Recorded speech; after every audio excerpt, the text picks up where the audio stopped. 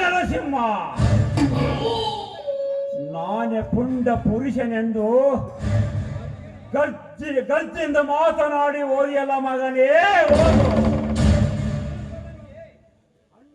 ಅಣ್ಣ ತಮ್ಮರ ಮಧ್ಯೆ ಬಿರುಗಾಳಿಗೆ ಸಿಕ್ಕು ನರವಾಗಿ ಮಾಡದಿದ್ದರೆ ನೇರ ನಾವಿಕ್ರಾಂತಿ ಗೌಡನೇ.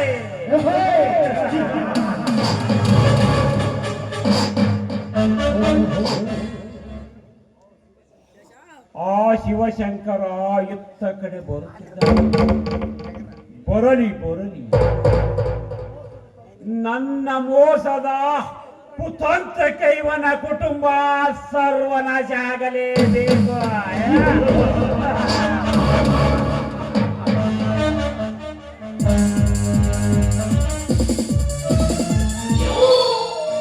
ಎಲ್ಲರೂ ಶಿವಶಂಕರ, ಏನು ಇಷ್ಟು ಜೋರಾಗಿ ಹೋಗ್ತಾ ಇದೀಯಾ?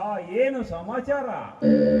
ಏನಿಲ್ಲ ಗೌಡ್ರೆ, ನನ್ನ ಆತ್ಮೀಯ ಸ್ನೇಹಿತನ ಊರಿಗೆ ಹೋಗಿದ್ದೆ, ಈಗ ತಾನೇ ಬಂದೆ. ಗೌಡ್ರೆ, ನನ್ನ ನಿಲ್ಲಿಸಿದ ಕಾರಣ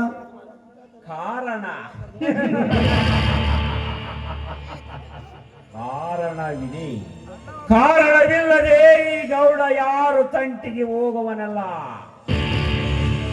ಶಿವಶಂಕರ, ನನಗೂ ನಿನಗೂ ವ್ಯವಹಾರಿಕವಾಗಿ ದ್ವೇಷ ಇರಬಹುದು ನಿಜ, ಆದರೆ ಈ ಊರಿನ ಜನ ನಿಮ್ಮ ಮನೆತನದ ಬಗ್ಗೆ ಏನೆಲ್ಲ ಮಾತನಾಡುತ್ತಿದ್ದಾರೆ ನಿನಗೆ ಗೊತ್ತಿಲ್ಲವೇ?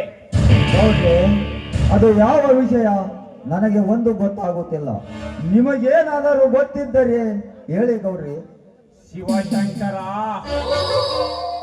ನೀನು ಮನೆಯಲ್ಲಿ ಇಲ್ಲದ ಸಮಯದಲ್ಲಿ ನಿನ್ನ ತಮ್ಮ ನರಸಿಂಹ ಮತ್ತು ನಿನ್ನ ಹೆಂಡತಿ ಪಾರ್ವತಿ ಜೊತೆ ಅಕ್ರಮ ಸಂಬಂಧ.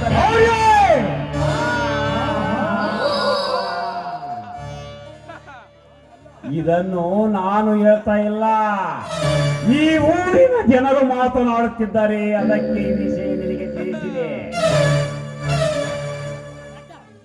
ಗೌರಿ, ಜ್ಞಾನಿಗೆ ಮೇಲೆ ಹಿಡಿತವಿರಲಿ. ಗಂಜಿ ಕುಡಿದರು ನೀಯತ್ತಿನಿಂದ ಬಾಳುವ ಮನೆತನ. ಈ ಶಿವಶಂಕರ ಮನೆತನ ಎಂದದೆಂದು ಸುತ್ತಳ್ಳಿಗೆ ಹೆಸರುವಾಸಿಯಾಗಿದೆ. ಧರ್ಮದ ಮನೆಯಲ್ಲಿ ನೀತಿಗೆಟ್ಟ ಜನ ಹುಟ್ಟಲು ಸಾಧ್ಯವಿಲ್ಲ. ನನ್ನ ಹೆಂಡತಿ ಪಾರ್ವತಿ ನನ್ನ ತಮ್ಮನಿಗೆ ನರಸಿಂಹನಿಗೆ ಎತ್ತ ತಾಯಿಯ ಪ್ರೀತಿ ಕೊಟ್ಟವಳು. ಅಂತ ತಾಯಿ ಮಗನ ಪ್ರೀತಿಗೆ ಕಳಂಕ ತಂದರೆ ಇದರ ಪರಿಣಾಮ ನಷ್ಟಾಗಿರುವುದಿಲ್ಲ.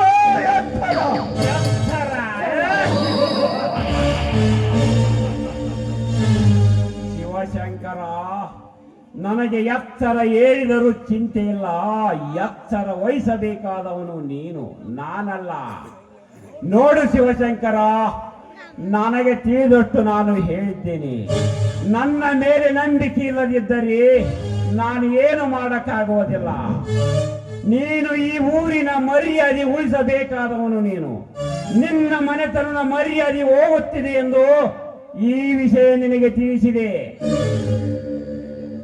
ಗೌರಿ, ಯಾರ ನಂಬಿಕೆ ಯಾರಿಗೆ ಇಲ್ಲ. ನಿಮ್ಮ ಮಾತಿನಲ್ಲಿ ಸತ್ಯ ಇದೆ ಅನಿಸಿದರೆ ಅದನ್ನು ನಾನು ವಿಚಾರಿಸಿಕೊಳ್ಳುತ್ತೇನೆ. ನೀವು ಚಿಂತೆ ಮಾಡಬೇಡಿ. ಗೌಡರ ಮಾತಿನಲ್ಲಿ ನಿಜವಿರಬಹುದೇ?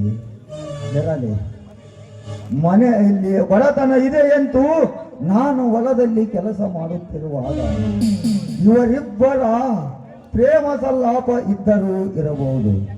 ಇರಲಿ ಗೌಡ್ರೆ, ನಾನಿನ್ನು ಬರುತ್ತೇನೆ.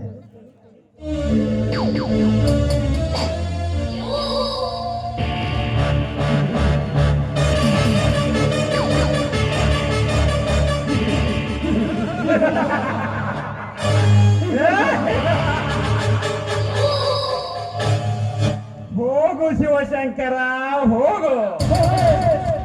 ನಿನ್ನ ತಲೆಯಲ್ಲಿ ವಿಕ್ರಾಂತ್ ಗೌಡ ಕುತಂತ್ರದ ಬುದ್ಧಿ ಬಿಟ್ಟಾಯಿತು. ಇನ್ನು ಮುಂದೆ ಪ್ರಾರಂಭವಾಯಿತು ಈ ಗೌಡನ ಚದರಂಗದ ಆಟ.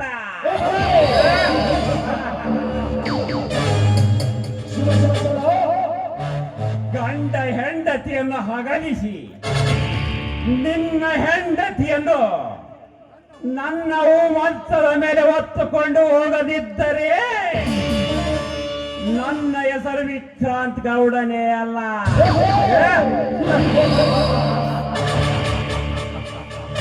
ಲೇ ಶಿವಶಂಕರ, ಇನ್ನು ಮುಂದೆ ನಿನ್ನ ಮನೆತನ ನೊತ್ತು ನೂರಾಗಲೇಬೇಕು.